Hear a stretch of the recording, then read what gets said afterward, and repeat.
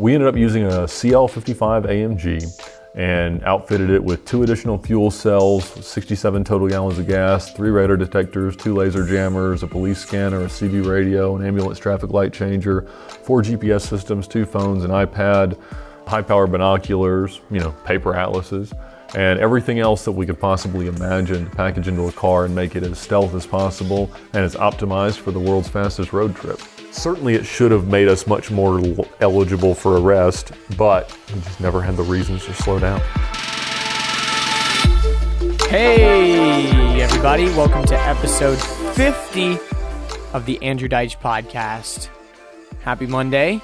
Just wrapped up recording episode 53 with my friend Gabby a little bit ago, and today I'm releasing episode 50. Wow. It's hard to believe. It's a really big milestone for me. I want to thank each and every person who's been a guest on the show so far. I want to thank all you wonderful people who are listening and supporting me every day. It truly means a lot. I'll keep on doing my best to have real and interesting conversations with the coolest people I can find. If this is your first time listening to the show, welcome. Thanks for checking it out. I'm well aware that there is literally an unlimited amount of other things that you could potentially be listening to right now. And I am humbled that the sound of my voice is traveling through your ear canals right now. And little podcast statistics for you. For the past 9 days, there have been over 900 listeners every day for the past 9 days, which is really exciting. Been getting tons of great feedback from everyone, so thank you guys so much for the kind words. But enough of my ramblings. Let's get into the show. So my guest today is the legendary Ed Bolian.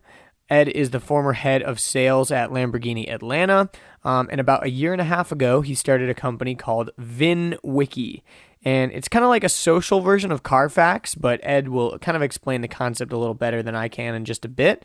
But they have an amazing YouTube channel with over 121,000 subscribers, and they have millions of views all about stories about cars and the stories surrounding them. I am actually addicted to their channel. Can't stop watching their videos, and they really have something unique there. But you might not know Ed for any of those things, and that's because if you're into cars or just watch the news, you may remember the story floating around a few years ago about the guy who drove his Mercedes coast to coast, 2,904 miles across the country, and he did it faster than anyone else had ever done it. And this drive is called the Cannonball Run. His story has been all over major news outlets, kind of catapulted him into the national spotlight. And funny enough, Ed is actually doing his annual Cannonball Run right now in a much slower vehicle, much slower fashion than normal. He uploaded a picture on Instagram from Wyoming yesterday. Not sure where he is right now. Who knows? But they may have already arrived at the Portofino. But during this podcast, we talk all about his very unorthodox attempts and his new car that he chose this time around and his most recent cannonball attempts. And I met Ed through Sean Henry. He was on episode 43. We met up at Ed's office where he showed us his new cannonball car he had just purchased earlier that morning. And we ended up talking about his upbringing, his exotic car rental company started from his dorm room, his time at Lamborghini, some interesting quirks about the car industry, his new company, and much, much more. So I'm going to shut up now and get on with this thing. So without any further ado, please welcome the legendary Ed Bolian. And just like that, we're live. Oh, beautiful. Good to be here. There we go. Well, Ed Bolian, welcome to the show. Thank you very much. We were just kind of discussing that this is episode 50, so it's a pretty big milestone. Congratulations. I've mentioned that a few times on the podcast that I want to get to episode 100, so I feel like that's pretty substantial.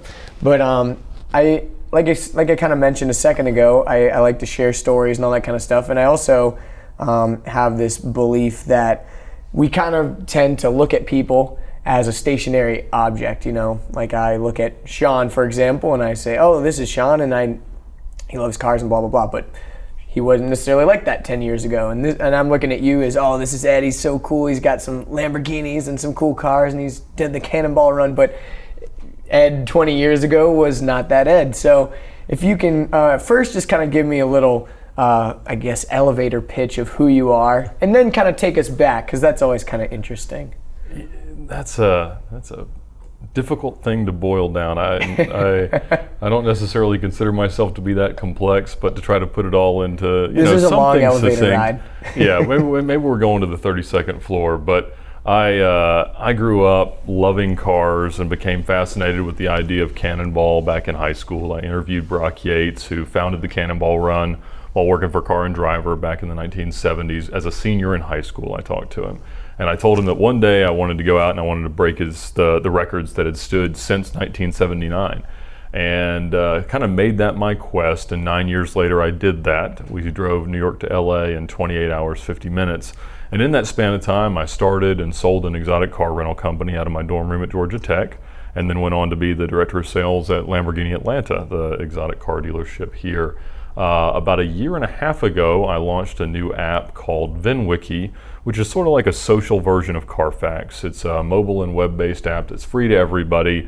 That's really a way for people to store information about their cars and really add their stories to the cars. And so earlier today we went to an RWB build of a 1995 911, which is it's a beautiful car and it's kind of gone up in popularity. But there's this guy from Malaysia that comes in and you pay him and he comes to your house, in this case, this guy's place of business, and in 2 days he transforms your car into this wide body race car looking thing, and it's become all the rage, and he does 60 of them a year. And that's insane. Like, any car builder would never do that. But we give someone the opportunity that owned that 911 back in the late 90s to see, wow, what's become of it.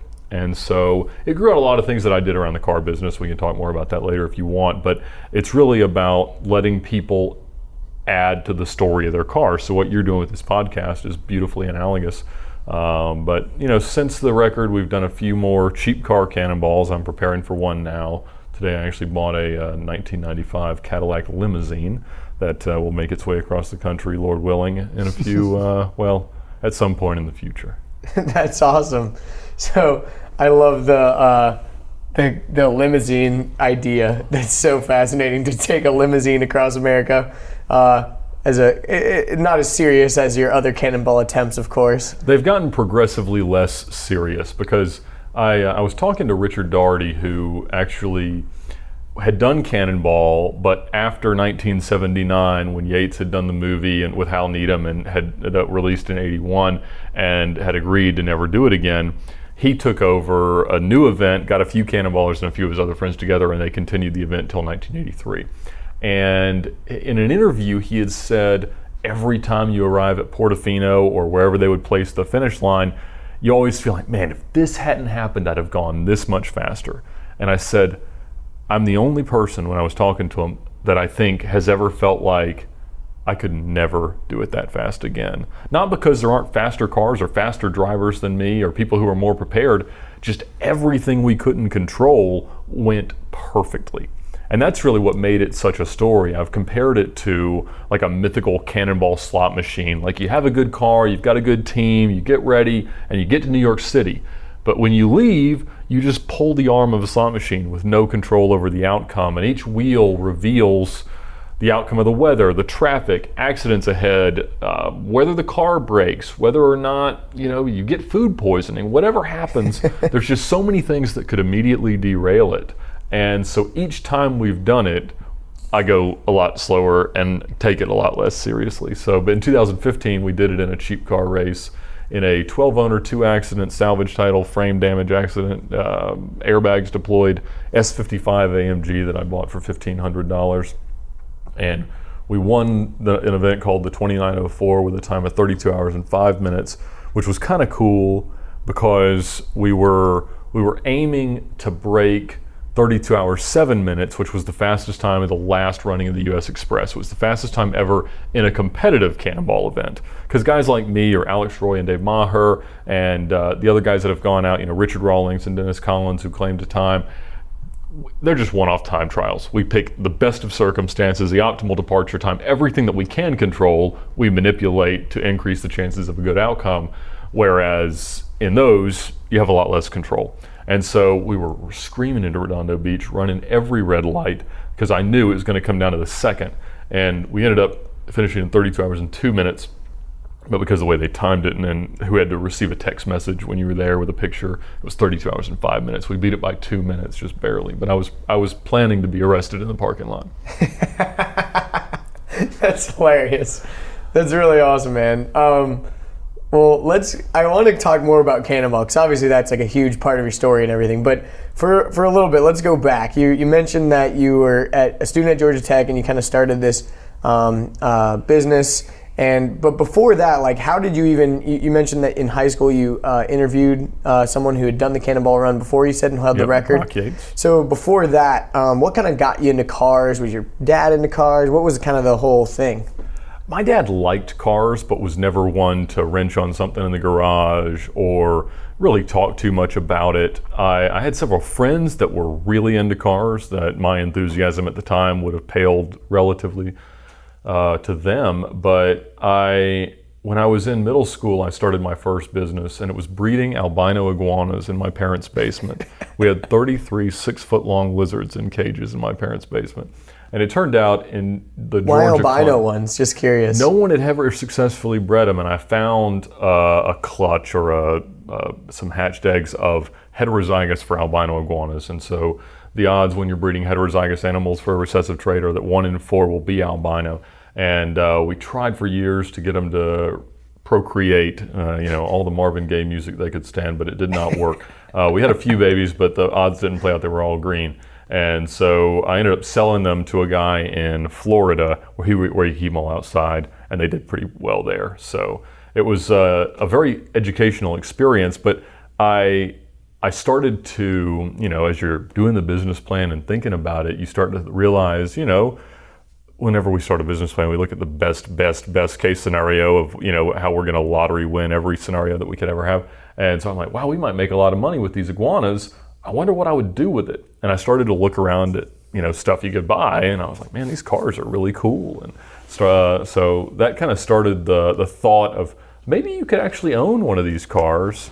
And it's been told that I grew up in an environment where my parents probably didn't say no often enough. They kind of let me go down every rabbit hole of obsession, not to spoil me, but to just not inhibit such ridiculousness. And so, if I started talking about like, man, Mom, one day I want to buy a Ferrari, they wouldn't say, Ed, you realize that no one ever really does that. Like, we don't know anyone that has a Ferrari. They would just say, oh, that's cool, have fun. Yeah. Where did you grow up, by the way? I grew up about 45 minutes northeast of Atlanta in Beaufort, Georgia. Beaufort. On a cattle farm. Wow. Now Beaufort's built up significantly, but significantly, yeah. It used to be at night you couldn't see any lights, and now there's, it's quite developed. The schools have gotten considerably better than they were when I was there, and it's a good place to be. Yeah, definitely. I have a few friends that live up in Beaufort, and my grandparents actually used to live up there, but yeah, now it's definitely changed a lot. But so you grew up on it. You said like it was a cattle farm that you grew up on? I did, yeah. On land my grandmother had actually been born on, and so it didn't infect me with. I guess I did become something of an agriculturalist with the iguanas, but nothing more. That's funny. And earlier you mentioned you have a brother. Did you have any other Do you have any other siblings? No, just one younger brother. He is a big-time consultant for McKinsey. Oh, cool. Yeah. Very nice. So you and your brother grew up and you were breeding iguanas and all that kind of stuff. And then you said, one day I want to buy a Ferrari. So that kind of sparked figuring out, okay, cool. If I sell a business one day, maybe I can purchase one of these. Right. My first car was a 1995 Land Rover Discovery that my father had bought new. And I told him to buy a Defender at the time, but he wanted the more useful car, so we got a Discovery. The Defender, at the point when I took it over years and years later, would have been considerably more valuable. But I think I got it with like 130,000 miles on it and loved the thing. It was always covered in mud. But I remember noticing that a new Land Rover, I think they brought out the LR3 at the time, was about the same price as like a Porsche Boxster. And I was like, wait a minute. So I have one of these that didn't cost that much, but now with MSRP increases, that's what it costs. So all cars must depreciate. And I started to really get obsessed with the way that markets worked, the logic with which people approached the transaction of a car, and how you could sort of manage the depreciative cost and understand the maintenance risks to minimize ownership cost.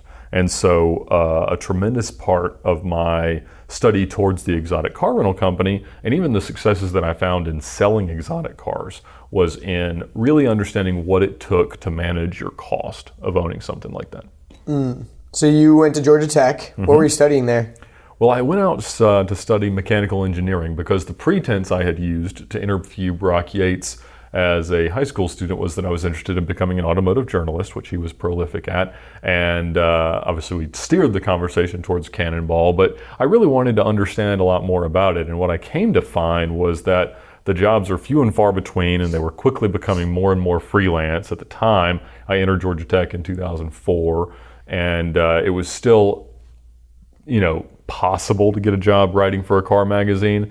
But the reality was you might drive one or two interesting cars a year, and the rest of the time it's going to be reviewing the latest compact car or minivan. And so I said, I'm not really sure that the best way to indulge my automotive passions is to become a journalist.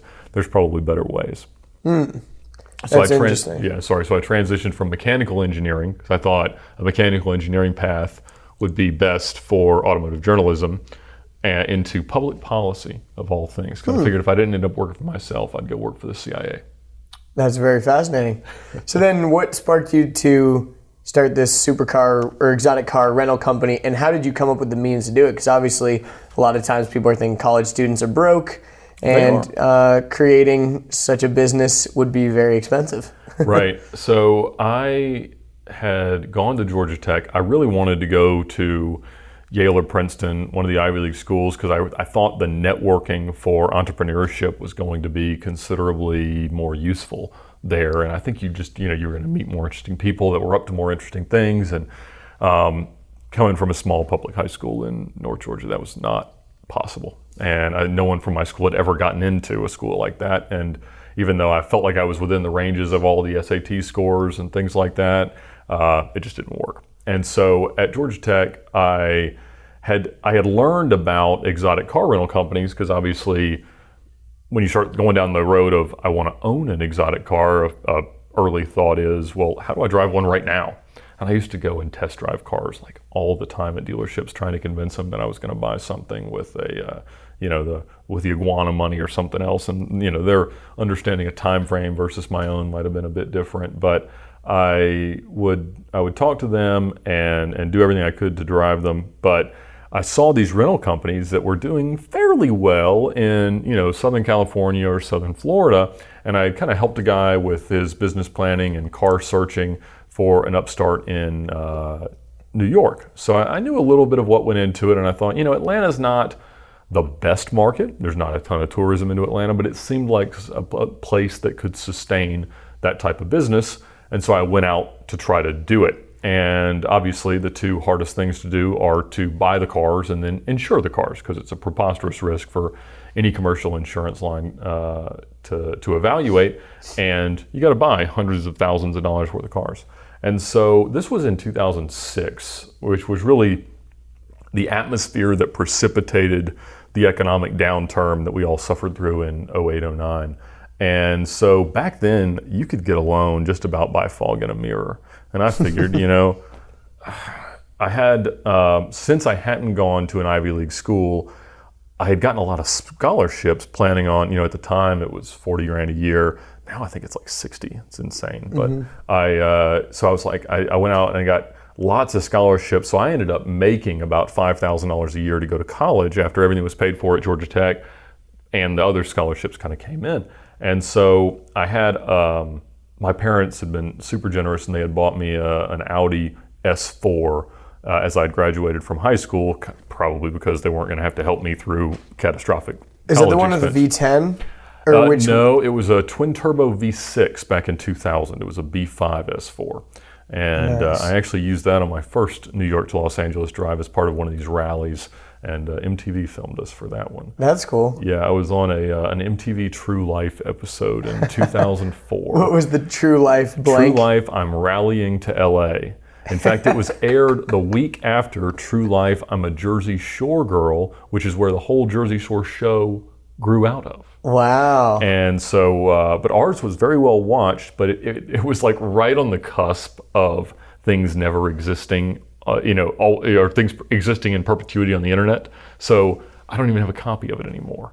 Wow. And so it's like, I guess that was 2004, we were still LimeWire, this was pre-torrents. And so Giving your computer all kinds of diseases absolutely, just to download a song. Just for a song.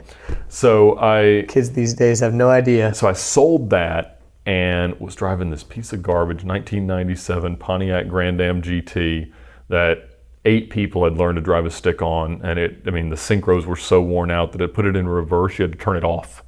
And so you'd put it into reverse and restart it with your foot on the clutch, and that's how you go backwards. But it was a fun car that was did not have much of a handbrake left.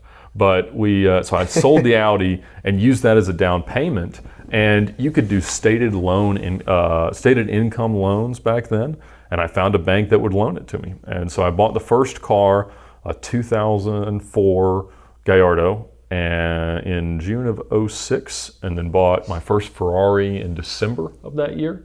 It was a 360 Modena. So started with those 2 cars, just grew and grew and grew, and had a lot of fun, learned a lot, and that's how it happened. What did your friends and family think when you just went out and purchased a Gallardo and a 360 Modena? Well, interestingly, my parents knew I was crazy long before that, so it was sort of like par for the course, and they were just, hoping that it wouldn't eventually burn them down with me. But it was the same week I incorporated supercar rentals. I went on the first date with Megan, my wife. She became my wife a few years later, and I remember telling her that on our first date, like, next week I'm going to drive to Miami, and I thought at that time I was going to buy a 360 Spider as our first car, and it ended up that one didn't work out. But I remember the look she gave me, like, that is the weirdest thing I've ever had anyone say on a date. And it eventually came true. It was a lot more complicated than I made it sound at the time, but it definitely earned some interesting looks, and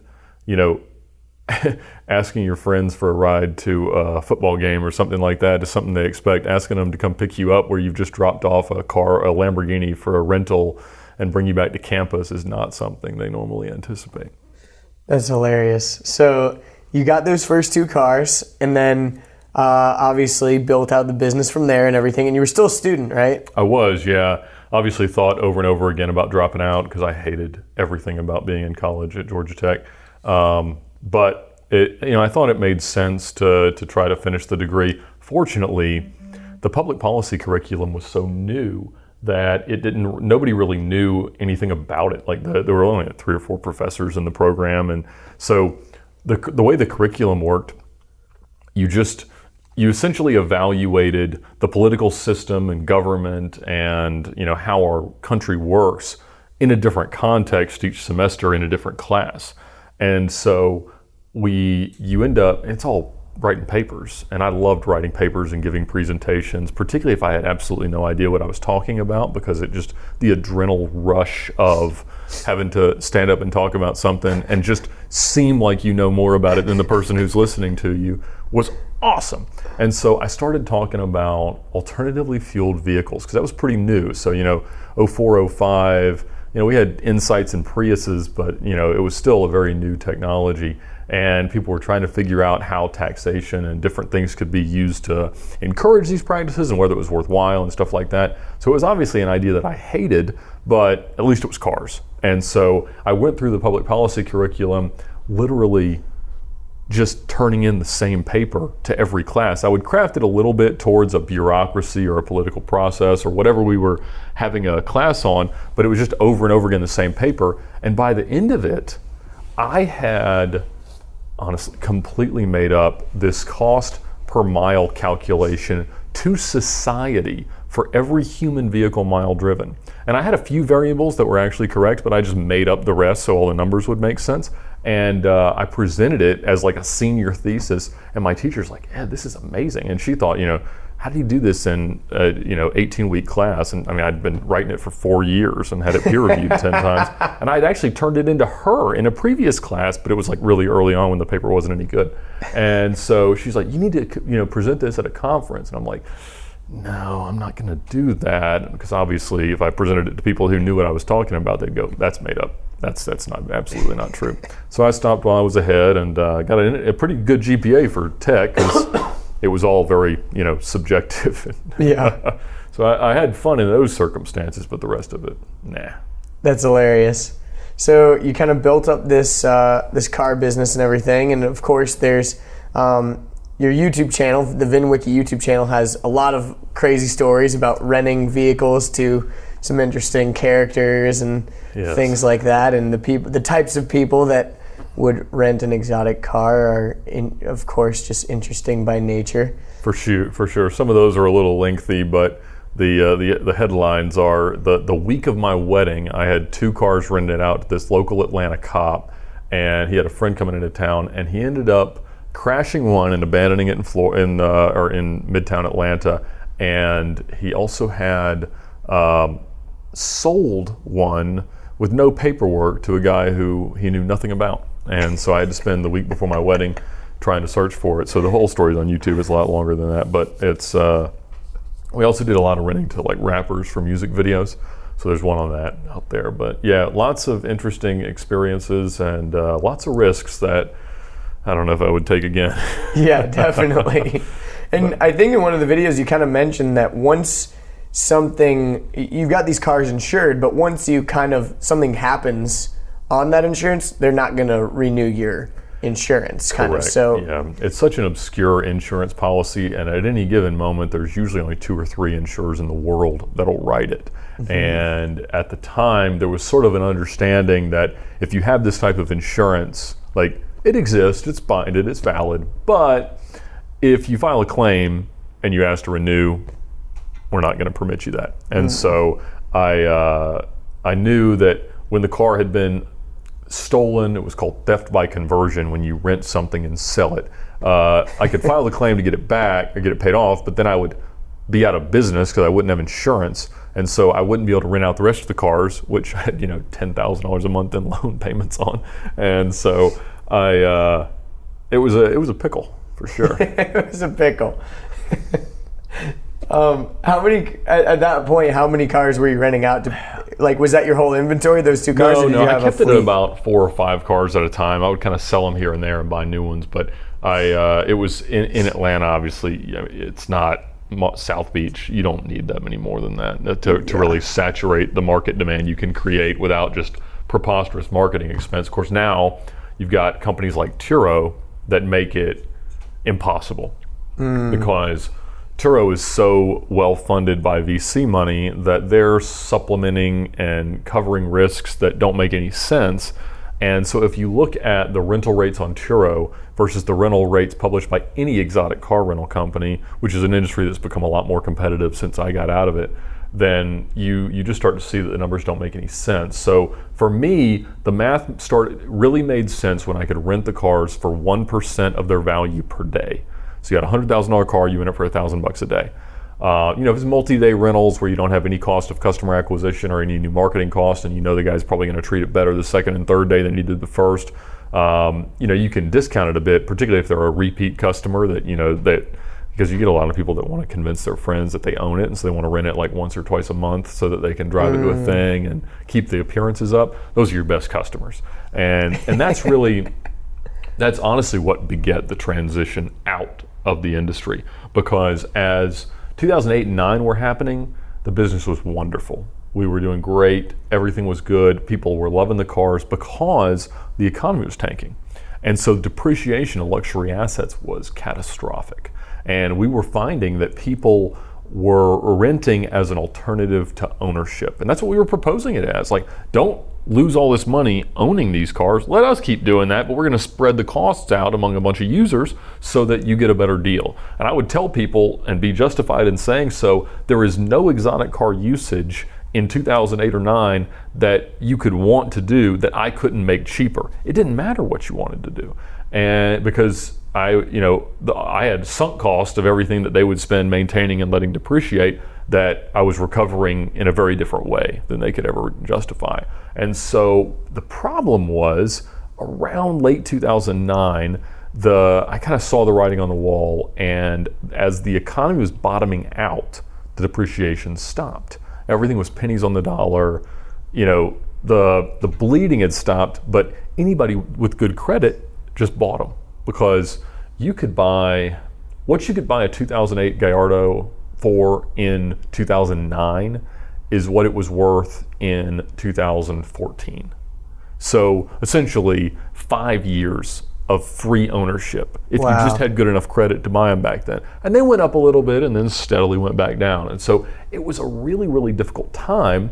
And I ended up losing all these really good customers because they were being strategic by renting my cars. And so they figured out, well, I'm just gonna need to go buy one. And I was like, you know what? I can't make that same promise to you anymore. It's not cheaper for you to do it. And they appreciated that, and years later they bought cars from me because I started to be courted by the local exotic car dealership to go and sell cars. They were Lamborghini and Lotus at the time. They wanted to acquire some more franchises, so they needed to kind of boost the new car numbers. So I knew how I had treated exotic car salespeople, trying to con my way into test drives of their cars when I was in high school and early in college. And so I thought, I'm not sure that sounds like any fun at all. But in a moment of weakness and in appreciating that my wife was not tolerating the risks of the exotic car rental company, I kind of agreed to phase that out and take the job at the dealership. And so they had sold 5 new Lamborghinis the year that I came. Wow, and, that's like nothing. 5 the whole year? Yeah, so they sold some used cars, but obviously the manufacturers just care about new ones, and so they really wanted Aston, and they wanted to. They knew McLaren was coming back, and so they wanted to start setting themselves up for that. And so I ended up getting up to about 50 a year over the course of a few years, and so we did really well with that. Got Aston, did well with that. Got McLaren, did well with that, and I just I ended up outstaying my attention span with that job. I was there for 6 years.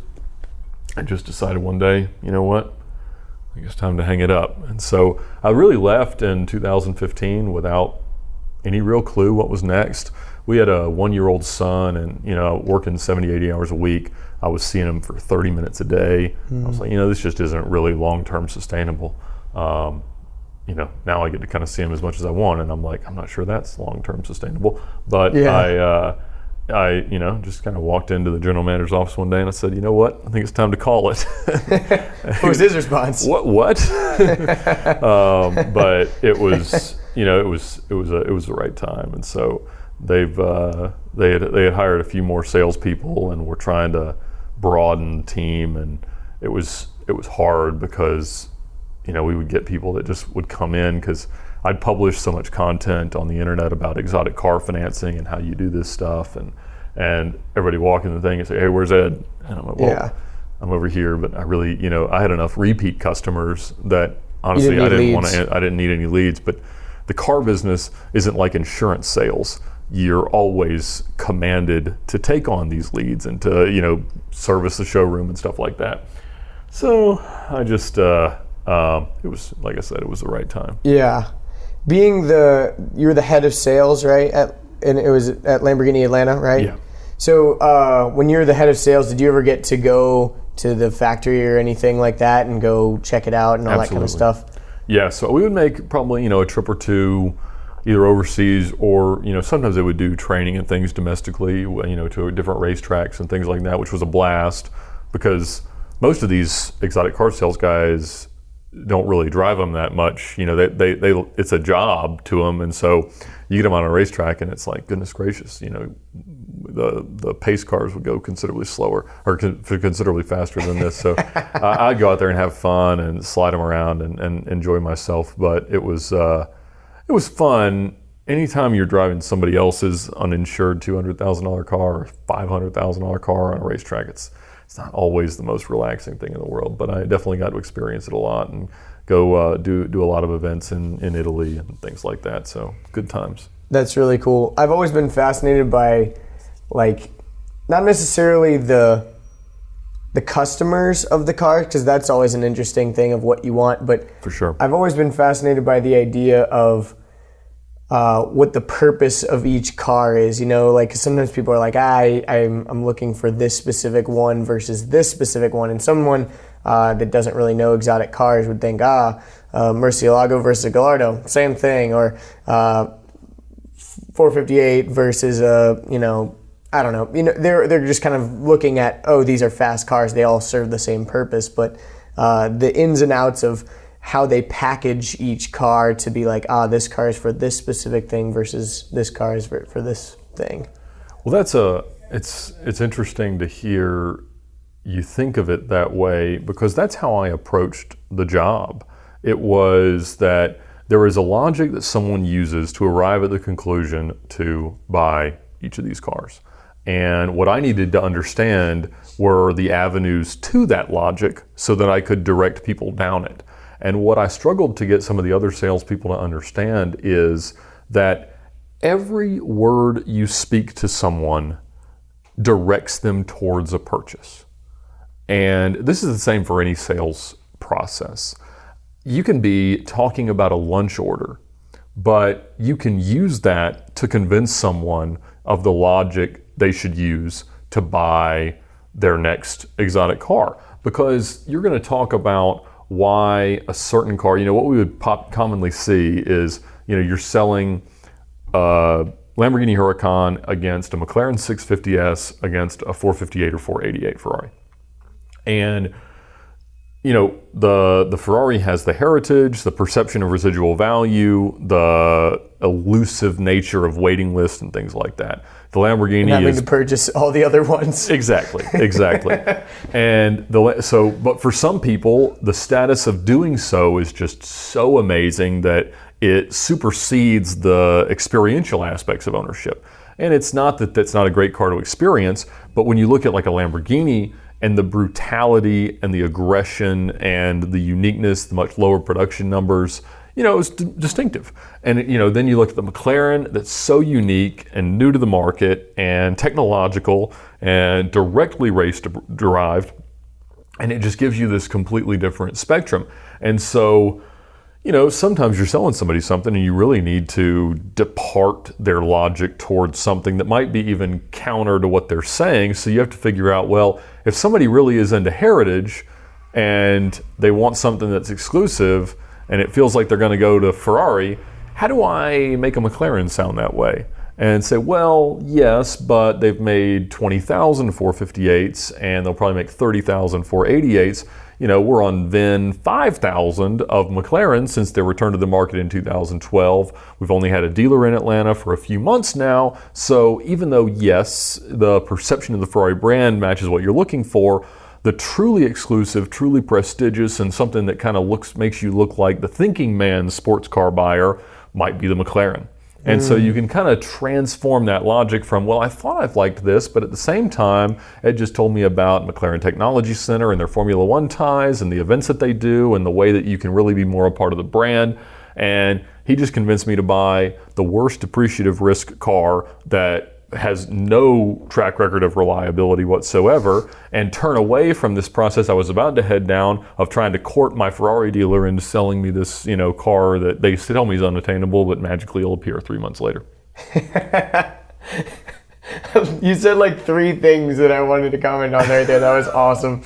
Because the interesting thing about McLaren's was at least when they did make that return, like buying an MP412C was like, okay, where's the value going in the next year? Who could say? Yeah, Yes. And that was interesting for a while. I think now they've gotten more of established like lineup of what they are offering and all that kind of stuff. But in the beginning, it was kind of like, who? Man, it was crazy. And anytime as an exotic car dealer, you get a new franchise, they flood you with inventory. And I was so when we got Aston, I think they gave us like 19 2009 model year cars in December of 2009. And so like we had some incentives to sell them, but they really weren't good enough. And so you're having to sell these cars to people, to our customers that didn't have any familiarity with the Aston market at good deals, but kind of recognize like, man, I don't think we'd pay that on trade. So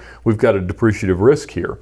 But when we got McLaren, we ended up with 21 2014 12C Spyders in inventory. And I sold 20 of them. I was so mad. Another guy sold one of them. But we were having to sell them as the 650Ss are coming out. And the problem with McLaren was they were so new to the super sports car game that they kind of couldn't keep themselves from improving them too fast. And when they developed them, it was pretty clear they weren't sure if they were going to go the P1 route first or the 12C route first, because they're very similar cars, just one's engineered to the nth degree, one is kind of packaged for a more average marketplace price in that segment, your $200,000 to $300,000, and rather than $1 million to $2 million. And so when we saw the cars, they weren't reliable, and they. We had seen. And what about the? Sorry to interrupt you. Why am I blanking on this? The service centers that's another issue, right? Because there wasn't very many McLaren service centers. No, nobody knew how to fix one, and the engineering was more like $1 million car than a $250,000 car at that point. And so when they would break, it was really peculiar, and the checklist items for an annual service were exhaustive. And so the pricing for maintenance was a little bit excessive relative to anything else you might buy. And they were saying, well, the car's more capable and all this stuff. And we're like, yeah, maybe.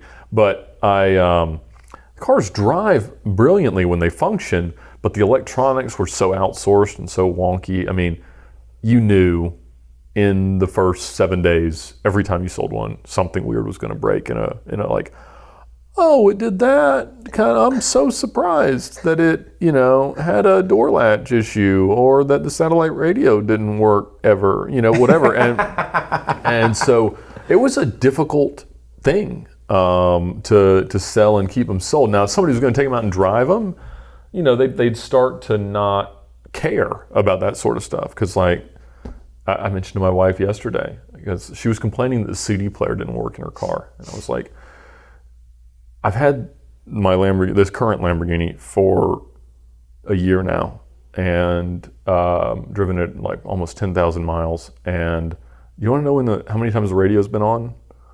You turned it on once when you wrote in it, and you asked me how to turn it on, and my answer was, I don't know, because I don't listen to the radio.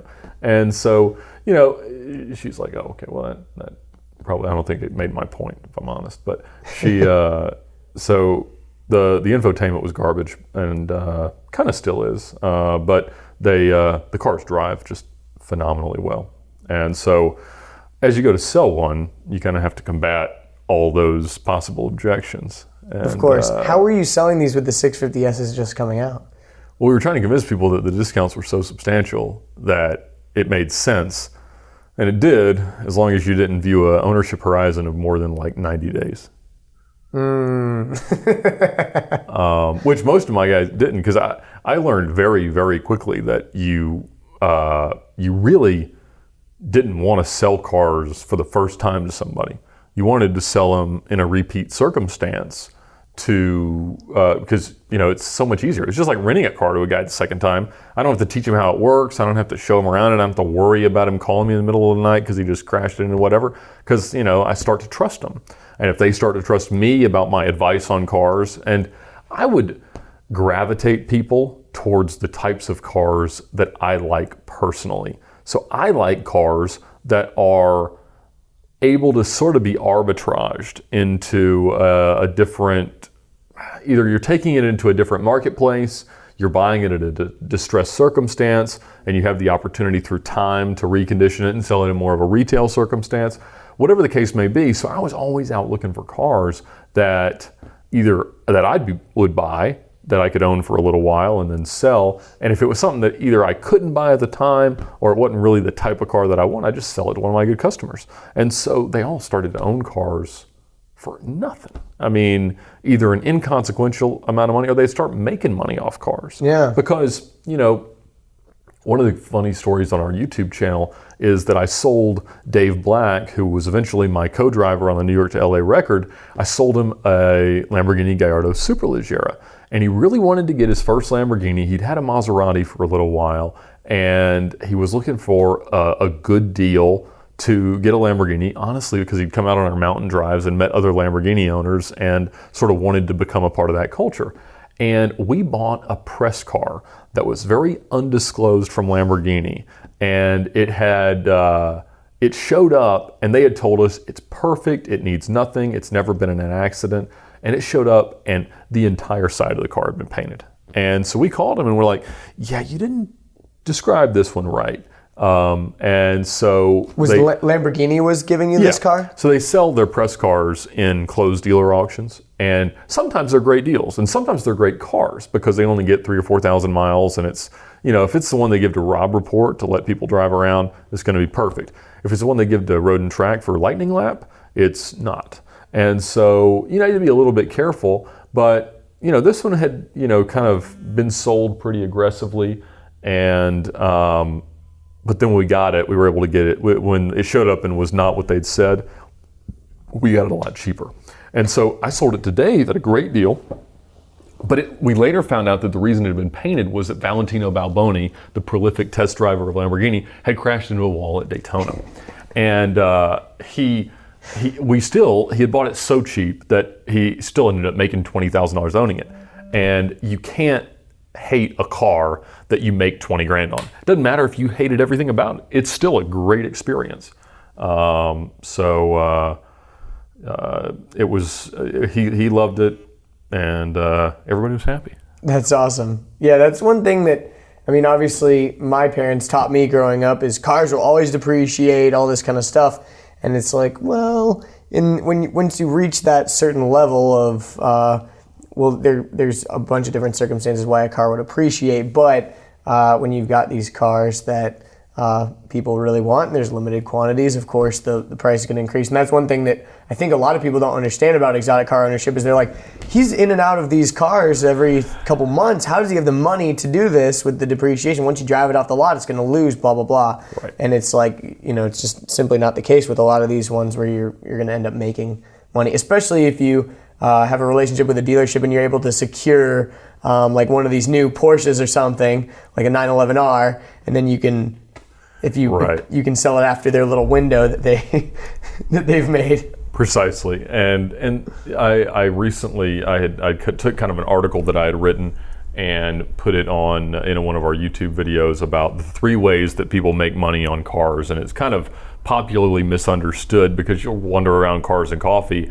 and you'll find that guy that had a 918 or flipped some car and made a ton of money, and historically it's always been Ferraris, and the guy that owns Ferraris will be like, oh, they never cost me anything, last one I flipped I made $150,000, and you're like, oh, okay, that's awesome.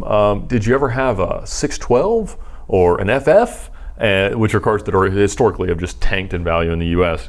Well, yeah, I didn't really like it. I didn't keep it that long, and because he ended up losing $100,000 on it. And so it's not all rosy, and honestly, with their publicly traded production demands now, those opportunities are becoming less and less. Now, Porsche continues to do exceptionally well. I say that they've done well for about 24 months now, and that's gone great for them, and the cars are retaining great value. That won't last forever, but people who can ride it out, that's great. But those are arbitrage situations, and that's what sometimes people fail to understand. That's not a traditional flip or a profit. You're taking a car that you ordered and moving it to a market that is the world at large. And they can't walk in and buy a new 911R, but they'd like to, and so they're willing to pay you more. So the market between the Porsche dealership and you is very limited. The marketplace to the rest of the world is a lot. The other 2 are that obviously there is profit, but profit comes from buying circumstance. So profit comes from buying in a wholesale circumstance. and then selling in a retail circumstance. So a retail circumstance, you can know everything, you can test drive a car, you can check on things, and you have time to understand it. In a wholesale world, you're talking about you just might hear, I got a 2005 Lamborghini Gallardo with 40,000 miles. It's orange. What do you want to pay me? And without the well, I'd like to test drive. Well, you can't. I need a number. Well, I'd like to know the options. I don't know. I'm a Toyota dealer. I'd like to know if it's been painted. I don't know. It's sitting on the parking lot, and nobody's painting it right now. So, if they did, it's good enough to look good from 50 feet away. Do you want to buy it? And so, people always say they want to buy cars in a wholesale world, and but it's really, they don't. Yeah. But everybody calls all that appreciation, and appreciation is something that happens to very few cars over a very long period of time. It's not that it just all of a sudden happens. Very few cars appreciate with any type of sustained magnitude. So even though you hear about cars like 250 GTOs that have gone from $6,000 in the 70s to $50 million now, well, $6,000 in the stock market in the 70s is worth millions now, not 50 million. So yes, it's beaten the stock market, but there's only, I was looking through, I think there's only like less than 50 cars that have ever types of cars that have ever beaten the stock market for more than a decade. Certainly many have beaten it, because of arbitrages in the short term, but not for that long. That makes sense. I wanted to ask you a question about Ferrari in general. I know that you were at Lamborghini dealing with a lot of other cars, but you've dealt with Ferraris in the past and all that kind of stuff. Recently, they've been accused of rolling back miles on their cars and things like that. And also, people have accused them of, well, if you want to buy this car, you've got to buy every other car we make or whatever. And what's the deal with that? Why are they getting, when you think of Ferrari, you think of all this heritage and they're the gentleman's car and all this stuff, but then they're kind of doing all this weird shady stuff on the side. Absolutely. Yeah. So that's one of the first interesting things to come out of VINwiki. So in VINwiki, we give users the ability to make lists, and where the idea came from was I made a list of the VINs of all the cars that I've ever owned, and I put them on my website on edbolian.com. And so when anybody would Google the VIN of a car they just bought, they'd find me. And I thought that was awesome because, a few times a year I'd find out that that first Lamborghini Gallardo I had for the rental company got exported to Hong Kong. And I had some Rover that was exported to Russia. I had another one that was bought through a auction in Miami and was in Puerto Rico. The guy contacted me is there anything I can do to stop this thing leaking oil? And I said, well, it'll stop when it's empty. And it was one of these things. So you just find out where your cars are. And I think that's awesome because we're so good at understanding this moment in which we own it, but zooming out to a broader picture is really, really difficult. And so I loved that. And so I built lists in VINwiki so that you could make a list of cars that you've owned, or a list of a type of car, or cars you've seen at your favorite spotting location, whatever the case may be. And so somebody made a list of all the Ferrari Enzos in the world. Ferrari claimed they made 399 Enzos. Then they said they made one for a very valued customer whose car burned up, and that's true, and they assigned a new VIN to it. Then they said they made one for the Pope, also true. And he auctioned it off for tsunami victims in the Indonesian tsunami. So that would be 401. There are 495 unique VINs on VINwiki for Enzos. So Ferrari defrauded their 495 most valued customers by overproducing a car. Now that certainly it was more than they could sell, and yes, the market value is considerably higher than MSRP. They were 660 grand. Now they're 2.5, 3 million. But the value that they'd have if there were 20% fewer would be considerably higher. And so, is this pretty common knowledge that they overproduced, or? Well, so after that happened, I called a few news outlets that I knew, and auto blogs and things like that, and they were all like, yeah, it's everybody kind of knows that, but we've never really had empirical proof. And I'm like, well, I have empirical proof. I'll show you the VINs of all of them, with pictures and lots of documentation and things like that. Because, the types of posts people will make, like I saw it at Cars and Coffee, or it was for sale here, or whatever the case may be. So it's all these third parties that are providing information that aren't aimed at, devaluing Enzos by any means. They love Enzos. Yeah. And so, yes, Ferrari does frequently do some really, really peculiar things. There's a good handful of cars that they've duplicated serial numbers on. So the last 6 of a Ferrari's VIN are not precisely, but generally the build order. And so I think they're on like 220 something thousand, but they're about to build their 200,000th car ever. So they were like, because the way they did early cars, it wasn't like that. But there are like there's an F12 in a California that have the same last 6 of their serial, which should be against Ferrari's production practices. But all sorts of stuff comes out, so weird. They're not above board. They do a great job marketing, and they maintain a fiercely loyal customer base, and they sell an awful lot of T-shirts to people who will never buy one, but they are not a moral bastion of exotic car production by any means. I see, which is interesting, because I feel like most people would assume that Ferrari is this pure and... Yes, fighting assumptions in a world of exotic car sales is a very challenging thing. You'd be amazed. You'll get people that come in and say, "Wow, I bet a $500,000 Aventador is just the most amazing car to drive. It must be so quiet and so smooth and so refined." And I'm like, well, why would you say that? I'm like, well, because I drive a Honda and my boss drives a Mercedes, and it was so smooth and so refined, so I figure a car that's 10 times that much money must be even more so. And I'm like, well, that's not exactly the case. It's raw, it's not that refined, it's full of technological liabilities at times, but it's still a whole lot of fun. So there's trying to change the world's perception of exotic cars is a challenging ordeal. Definitely. One last thing I wanted to mention on the Ferrari standpoint is, wouldn't just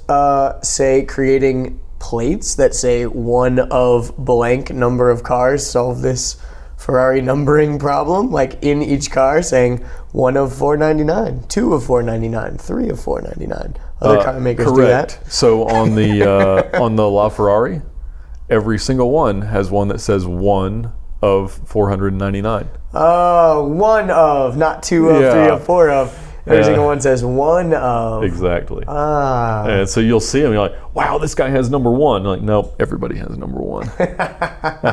Probably 600 people have number 1. 600 people have number 1. That's great. Well, now now we have the LaFerrari Aperta. Exactly. So another 210, I think they made. So yeah, I'm sure there's 1,000. Fun stuff.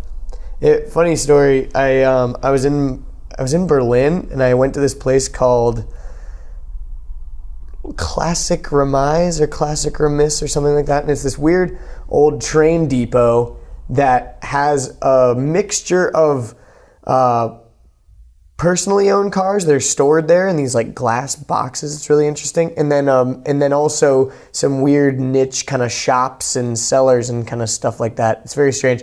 But when I went there with my friend, she wasn't really into cars, so I didn't want to bore her by spending too much time there. But when we walked in, one of the little shops or whatever you want to call it, dealers that was in there, had 2 LaFerraris, a Veyron, an Enzo, a 918 Spider, and an F12, I think. Or no, it was a TDF. And I was just like, what the heck?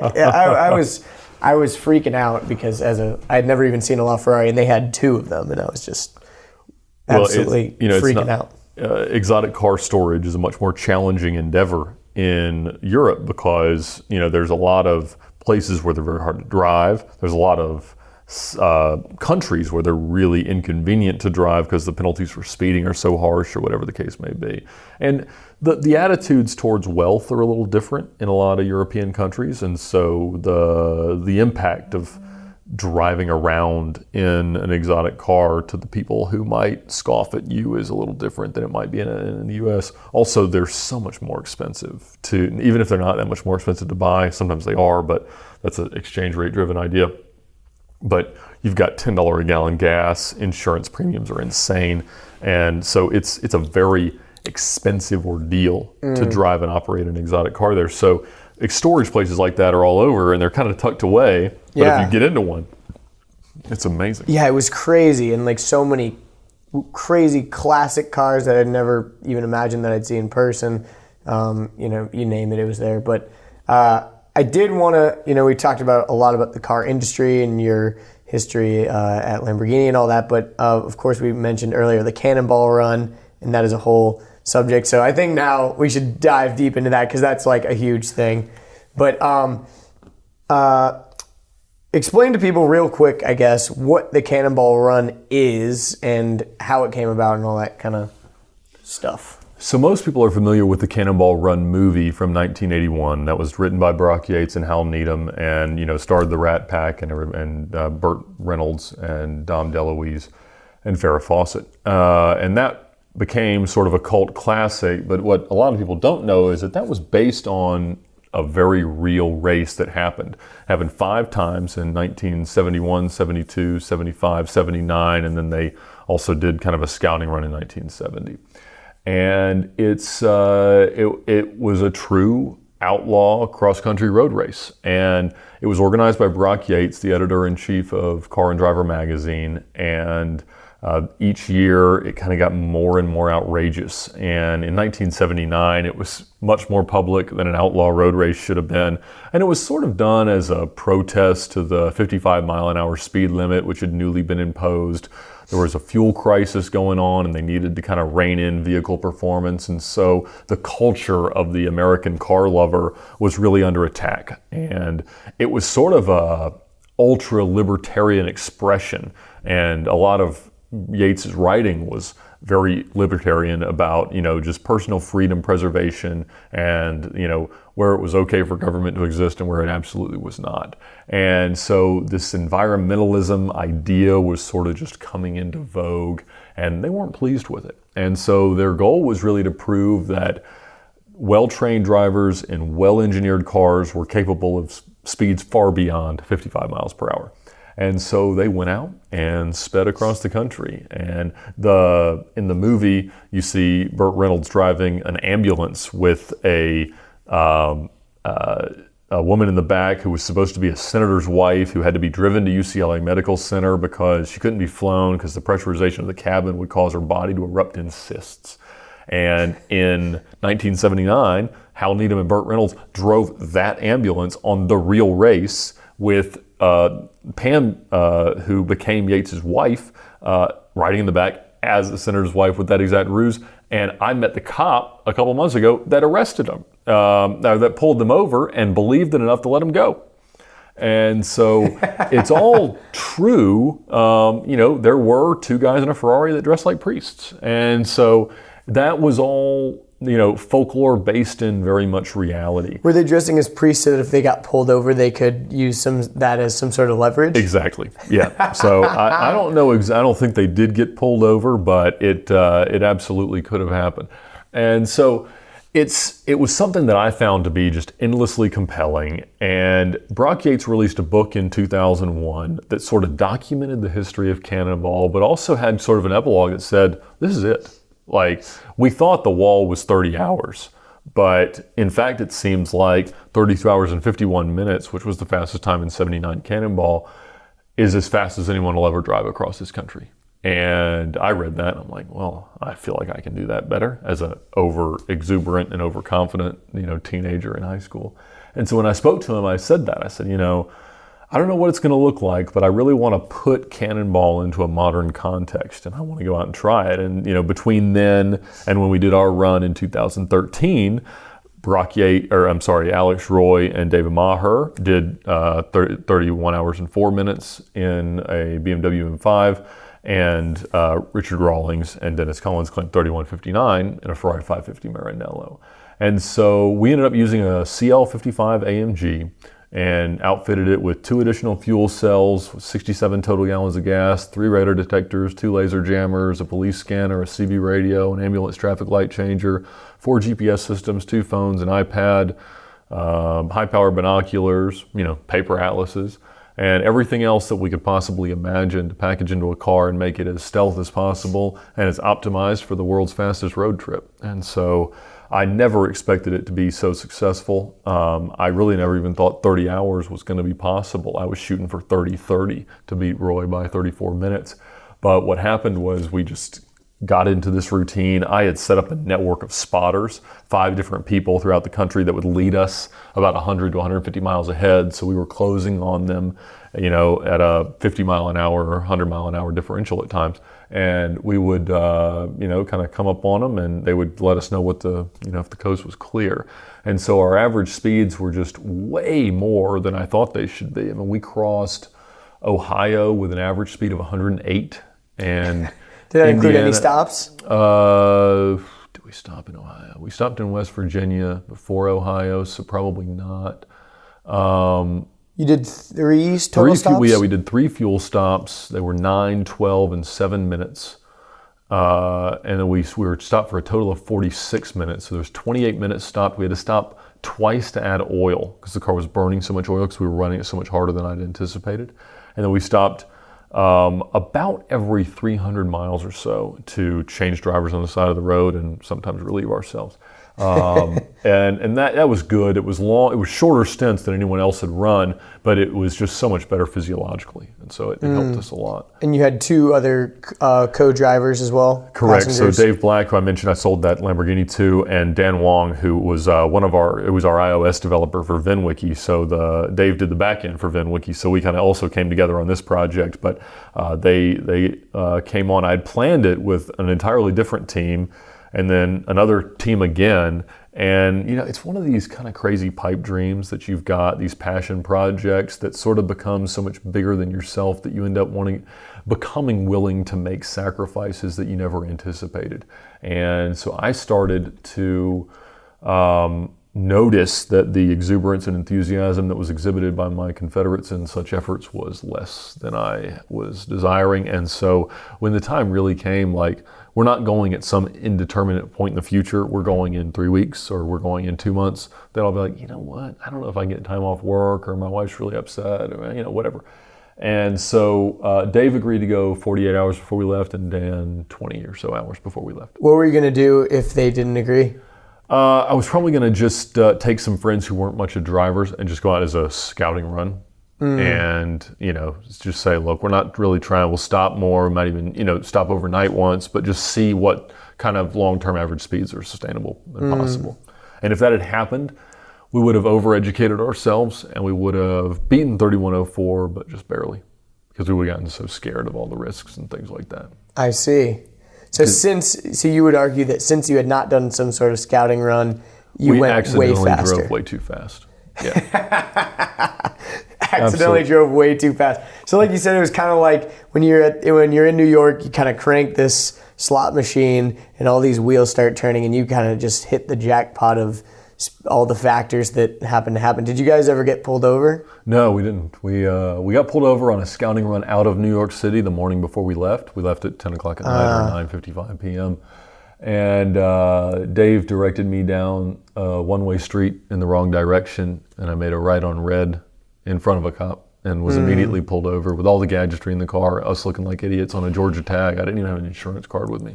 And we looked crazy enough that he was just like, why don't y'all just leave the whole city forever? And we were like, what did he ask you about? We're on our way. Nothing. He was just like, what are you doing? Because everything about what we did was so entirely wrong. It was so clear that we had no idea what we were going. I bet he thought it was the first time operating a motor vehicle. But somehow we got away with that. That's amazing. And so we left that night. And, honestly, the antenna we used for the CB was flexing too much, so we had very little signal from it. We'd over-programmed the frequency load on the police scanner, so it wasn't scanning fast enough, so it was worthless. We had barely tested the laser jammers, so they were probably interfering with each other. And so all the things in the car that should have probably over and over again told us to slow down, like the profanity that was inevitably coming from the CB radio about all the truckers we were passing at, a 60 mile an hour speed differential, and the police that were inevitably talking about us, we just never heard. And so certainly it should have made us much more eligible for arrest, but we just never had the reasons to slow down. And so it's one of those things that, I can't thank God enough for getting us through that safely. And, as much as, we're called to be obedient and follow the rules in the world we live in, it's been great to be able to use that. I do a lot of mentoring youth and talking to people through church programs and things like that. And, when you lead with, I drove across the country faster than anything else, it's a lot easier to, segue into a conversation about Christ and the things that I'd like to be a little bit more prolific about my message to the world. So it's been a great thing. I get asked all the time, do you want to go out and do it any faster? And I said, man, I just don't see how. Yeah. I know I could build a faster car. I know I could engineer it better. I just don't think everything will go so well. Because honestly, when I heard the rules for the 2904, and I kind of found out that our sort of one-off time trial attempt strategy of this drive was not the only modern contextual interpretation of a Cannonball drive, I was like, that sounds like fun. Like a cheap car Cannonball is as right up my alley as anything ever could have been. In fact, if I had known about that beforehand, I might never would have done the real record, because it's sometimes more fun to just go out and buy some wacky car. But when I heard the rules and what was excluded in safety spending, like brakes, wheels, tires, suspension, fuel system, lighting, wiring for electronics and things like that, I'm like, because you're allowed to spend $2,904 on non-safety stuff. So buying the car, mechanically repairing the car, stuff like that. So if I could find an S-Class with a strong engine or a CL, I could pretty much replicate our thing and just be down 100 or 150 horsepower. So I set out to find the car, and honestly, the S55 we prepped for 2904 is a much better Cannonball car than the CL is that we used for 2850. But because it was based on everything we would have learned on our first diagnostic test run and improved upon. It used a much better fuel system, the tank's much better, there's no transfer pumps and no lines that could leak and smell. It's more comfortable, the electronics are laid out in a lot better way, everything's better. It's like you learn more, but I still go slower. And on each of the next two runs, I went in 15 and 16, we have crazy rainstorms. I ran over a deer going 135 miles an hour on 2904. And fortunately, there was a tractor trailer pulled off in front of me that had just pulverized darn deer. I mean, it was just a bag of deer bones still in some of its skin. But so, for the next probably 500 miles, it was covered in deer blood. My white or yellow, mostly, Mercedes, and I'm like, I gotta get a picture of this. But we didn't have any reason to stop because the car was going so fast.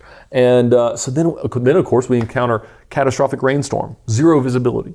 And so it washed all the blood off before I could take a picture. But I mean, literally, just there would be no way. Like you go out that weekend, there's no chance at 2850. There's no chance at 3104. And so then we did another cheap car race last year in a 1974 Dodge Monaco, dressed as the Blues Brothers. And I get a ticket. First time on any of these things, I got a ticket. I was 90 and a 55 in a construction zone. He dropped it down to 80, fortunately, because it would have been like a mandatory suspension in Pennsylvania. Which actually had reciprocity with Georgia at the time, but I think they stopped or something got rearranged there, but it never really impacted me down here. At 90 it would have, at 80 it was no big deal. And so, but then we had blinding fog and for most of Ohio, and then in Indiana the roads closed for 45 minutes, just 70s closed. And so, obviously you go out, none of that, it was from a tractor trailer being overturned. So you look at it, and over again, that stuff happens. So it's just one of those crazy, crazy things. That's awesome. So you're winning. So your time, your first time ever doing the Cannonball was the fastest time anyone's ever done it. It was what was it again? 28 hours and 50 minutes. 28 hours and 50 minutes, which beat the old record by what, like 3 hours? 2 hours and 14 minutes. Wow, obviously that's crazy. That's awesome. So now today you actually just purchased a limousine. Yeah. So in 15 we did it in 32 hours and 5 minutes. In 16 we did it in 34 hours 17 minutes. And whenever we do it in the near future, it'll be considerably slower than that because we are in a 1995 Cadillac Brougham Fleetwood limousine. But it does have a Corvette engine, you said. People have a tendency of calling a lot of Chevy V8s Corvette motors, but there were a lot of Corvettes, particularly ones built in the 80s that would have forfeited their engines by the time this one probably needed its motor, that only had like 225 horsepower. So I'm not sure it's that good. At the moment, to drive it straight, you have to rotate the steering wheel about 45 degrees to the left, and it's not in good shape. But I set out this morning to buy a 1995 BMW 750 IL, which it was a terrible idea, but it was described to me as being in exceptional condition. That wasn't true at all. So the pivot was to go buy this limo, and then I had a couple other cars lined up for later this afternoon if I hadn't bought the limo. But the limo was sufficiently understandable. It occurred to me after I had bought it, because I walked around and understood it now. I didn't, but I was like, all those pictures that were on that Craigslist ad aren't of this limousine. The VIN is, but I don't know what. I think he probably just went on the internet and said that looks kind of like my limo, which is wild because it's a weird red over blue. But it had the interior shots were entirely wrong, because I looked back and I was like, because I had told one of the guys that went with me, I said, does it have seat belts in the back? I said no, and then I looked back there and I'm like, it does. But the picture didn't. I said, also, it had speakers and here, and it doesn't. And the seats don't look the same at all. So I don't know how that happened. But at least the VIN was the same. Yeah. So as long as my insurance company doesn't mind it tomorrow, I'll get a license plate for it. But yeah, it's we're actually going New York to San Francisco this time. So that's a little bit more of the first year they did 2904, they did it there because the organizer who's going to ride with me in the limo lives in San Francisco. So nice. It'll be a wild trip, a lot more comfortable than the 2850 run. That's awesome. And you actually wrote a book, right, about the whole experience and everything? Yep, I wrote that, released it January of this year, long overdue. I actually started writing it right as we had my son. My wife had sort of made you got to get this Cannonball Run stuff over before we have a kid. And so we got pregnant soon after that. And right when we brought my son home from the hospital late in 2014, I started writing it. And writing a book's hard, but yeah, I enjoyed it. It was a fun process. And it kind of goes through a lot of the stuff we've talked about here, more like my past and what led me there than just being on the road.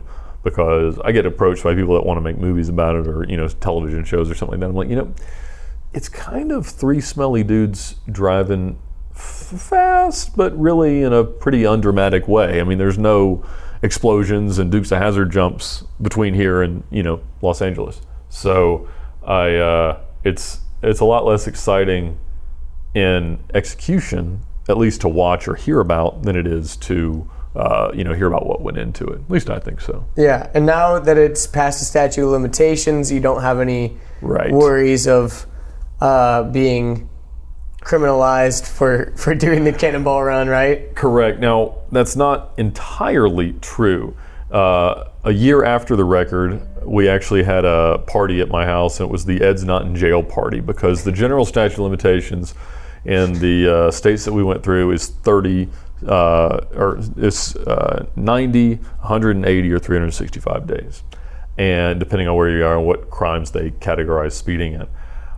But in Texas and Oklahoma, there's a rolling statute of limitations, meaning you have to stand in the state for that year for it to expire. And, there's probably no chance that I'll spend a year in either of those states in my lifetime. And so last week or a week and a half ago, Alex Roy, the previous record holder, and myself were invited to go on a cannonball drive with the cops. And these cops had formed this thing called the Cannonball Memorial Run, and they were raising money for a fund to give money as immediate relief to the families of downed officers. And awesome cause. We were very excited to do it, but it was we don't it's not that we don't like law enforcement. We just sort of have to treat them as one of the things that have to be dealt with on one of these types of drives. And so we were going through Texas and Oklahoma on this drive. It wasn't exactly New York to LA. In fact, it was Santa Monica to DC. They were finishing at the Attorney General's office by way of Orlando. So it was about 4,130 miles. And we were going to be spending time at police precincts in Texas and Oklahoma. So I was sort of like, this could be an elaborate ruse to very, spectacularly arrest us. But they weren't into that. So we had a good time. And that would be hilarious. You get to DC and they're like, all right, put your hands behind your back. That's right. And so we, fortunately, we never had any issues. We did hear about a few people pursuing it, and the FBI had looked into it.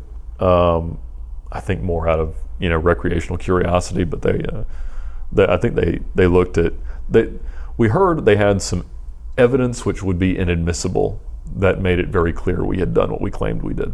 So I'm sure they just looked at our phone records and said, "Yep, that's where they were." Yeah, exactly.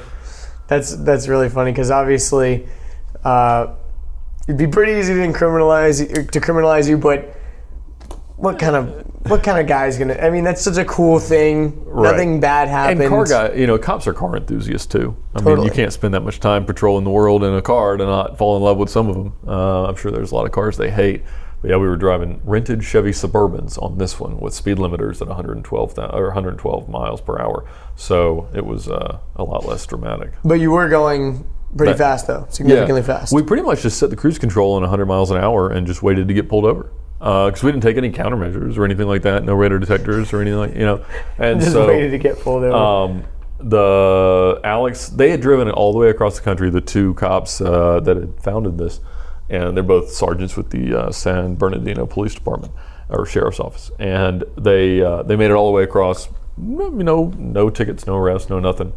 Alex takes on his first drive and shift and immediately gets pulled over. In fact, he's telling us all a story and nearly rear ends a state trooper in Arizona, New Mexico. And so then I take over not long after that, and we immediately get lost because Alex misses navigational instruction, and I'm not paying any attention either. And the guys behind us are like, I don't know where they're going, but we went on like a 40-minute detour, which they made fun of us endlessly for, obviously. You make it across the country so fast, but you can't navigate for anything. Yeah, and it's a pretty obvious joke, but it's pretty funny. Exactly. And then I got pulled over in Oklahoma, and I wasn't going that fast, like 86 or something like that. And the cops are like, all right, just roll down the windows, and we'll put their badges on their knees, and put your hands on the steering wheel. And if you ask if we have guns, you do have to tell them we have a lot of guns. So, well, wonderful. And so he walks out. He's like, oh, where y'all work? And he's like, well, we're in San Bernardino. One of them was from San Diego, and we're headed to this department up here. He's like, from California? Because we had California tax on it. He's like, well, yeah, we're doing this fundraiser and raising awareness for all this stuff. He's like, oh, that's awesome. And I said, we got about 30 more miles to go. I said, you mind escorting us that way? And he said, yeah, let's see how fast we can go. And so that was good fun. They don't drive nearly as fast as we wanted them to, but we made it there. Then we got pulled over. I should say this. We were told to pull over by the other car in our two-car convoy because they had to call Alex while I was driving and say, y'all need to pull over. There's been a cop with his lights on behind you for a good little while. Can you see it? And I'm like, no, there's a lot of luggage and everybody's asleep. And so we had to wake up the cops, and they walk up, and they got us out of it real quick because you say you're out to raise money for fallen officers, and they're real into it. Yeah, of course. But that should be your excuse in the next Cannonball. Yeah, but if you were ever of all the things that you don't want to impersonating a cop has always been kind of the gauche, don't go there thing of Cannonball. But impersonating a cop fundraiser is probably the only thing that's worse. So I don't think that will be the ruse of the limousine this year. Yeah. I don't think that anyone would buy it anyways. That's right. Yeah. Oh, yeah. You're driving this broken down limousine across the country, like rust panels falling off it. Probably, I think tonight will be the first night it's ever spent inside. I like the Blues Brothers idea. We're on a mission from God. Oh, yeah. But, this guy, the cop pulls me over in Pennsylvania, walks up to the car. Literally, it says, "We're on a mission from God," across the back of the car. Doesn't say a word about it. Like, we're in suits and sunglasses in the middle of the night in Pennsylvania. And he doesn't say, like, "What are y'all doing? What the world's going on?" I mean, not a laugh. Not a thing. Nothing. And I was like, well, I thought that'd go differently. That's hilarious. Well, I was going to say, if people want to read more about the Cannonball Run, and obviously there's like tons of articles on car blogs. They can read your book, for goodness sake. There's a ton of videos on VINwiki that they can watch about all your stories about Cannonball and all that kind of stuff. We'd love them too, and they can ask us what else they want to know. Of course. I was going to ask you too, I know that one of the main articles that I've read was by Doug DeMuro. Yeah. Doug DeMuro. Mm-hmm. Do you know him personally? I do. I was going to say, I think in the article that you meant you know him personally or whatever. Yeah, I've known Doug for a few years and kind of helped him through some of his crazier car buying experiences. And he had just started doing some freelance writing for Jalopnik. And he came out on one of our mountain drives. He had an E63 wagon at the time. I think it was an 07 or 08. So he just bought a 2012 E63 wagon. But he brought it out on one of our exotic car mountain drives and mentioned, unsolicited, I almost didn't come because I wanted to drive to New York City, buy a BMW 335 at CarMax, drive it to LA, beat Alex Roy's record, and then return it at CarMax in LA under their 5-day, no questions asked warranty. And I'm just standing there wide-eyed like, I've already, bought the CL, the fuel cells in it. I'm like, we need to talk this week because, I was really worried about the verification aspect of this. And I knew we were going to have more proof than anyone had ever had. We were going to have third-party GPS where they could speak to the people. We'd have metadata on photos, which was new between 2006 and 13. We'd have photos of GPS, photos of trip computers, photos of everything, and some video. We weren't going to do unbroken video because I was too scared of the car being impounded. And so I was like, but bringing a journalist along would be pretty darn awesome. And he was kind of up and coming with Jalopnik, but he didn't blow up with a Jalopnik until that story got picked up by CNN. And it was the most viewed story on CNN internationally for like that 24 hours when it came out. Wow. And so, yeah, I've known Doug for a while, and he kind of parlayed that into the oversteer gig with Auto Trader, and now just an unbelievable YouTube presence and endlessly entertaining with his quirks and features. I was gonna say I can't stop watching his videos. He's such an interesting dude as far as like he is a guy with quirks and features. Absolutely. As he says about all of the cars that he reviews. But yes, I think the funniest line that I heard him say a couple of days ago was he was like, this car is kind of like the kid that people made fun of for wearing white t-shirts under regular t-shirts or something like that. Yeah. And he was taking a jab at himself because he always does that. For some reason wears like an oversized undershirt underneath of the shirt that he's wearing. No idea. And I talk to Doug often, and he doesn't even know why his YouTube is so successful. He's just I can't stop watching his videos. Like I'm like addicted to his YouTube channel. Absolutely, yeah, we all are, and it's an absolute blast. And it's the kind of commentary that you don't find elsewhere. No, and that's what you really want. Don't. And that's one of the reasons we set out with the VINwiki YouTube channel. Not to make it about a person or even, it's about car stories. So it's about what VINwiki does. And we wanted it to kind of be a blown up version of that. But at the same time, we really wanted it to be just a place where these stories don't die. And, right now it's a lot of these stories like me buying a Lamborghini from a prostitute or Balboni crashing Dave's Lamborghini or whatever the case may be. And there's a good number of Cannonball stories. We made a playlist of those. And I think there's 15 or 20, interesting Cannonball stories. But it's really like the stories that if your grandkids didn't care about, would die. And I've met so many, older car guys that have so many amazing experiences, and they'll tell me, man, my kids could not care any less about this stuff. And it breaks my heart because those stories are going to die. So we just want to find a way to capture them, and every day we release a new one. That's awesome, man. I really do love what you're doing. As much as I am addicted to Doug's videos, I've started becoming addicted to the VINwiki videos for real, because you guys are pumping out content like crazy, and they're all awesome videos. Well, we'll have to get you out here to tell some. Sounds good. Any other last things that I feel like this is a good place to kind of wrap things up? Any other last? It's a pleasure to be here. Thank you for coming out and recording this. And if your viewers have any questions, pretty easy to get in touch with me on Instagram, Facebook, Twitter, the YouTube, whatever you want. Or catch you at Caffeine and Octane or something like that. Exactly, yeah. Caffeine and Exotics is this week. We're always there and having fun. There we go. Well, cool, Ed. Thanks so much for being on the show, and we'll see you later, everybody. You got it. Bye. Boom. There you have it, folks. Another great episode in the tank. I want to take a second to thank Ed for his hospitality and for taking the time out of his schedule to be on the podcast. I know I keep saying this, but this episode was one of my favorite episodes so far. It's actually kind of funny how just a couple of months ago, I was just watching the VINwiki videos at my kitchen table, and I reached out to Sean, and that led to this episode, and I'm just really glad we were able to make it happen.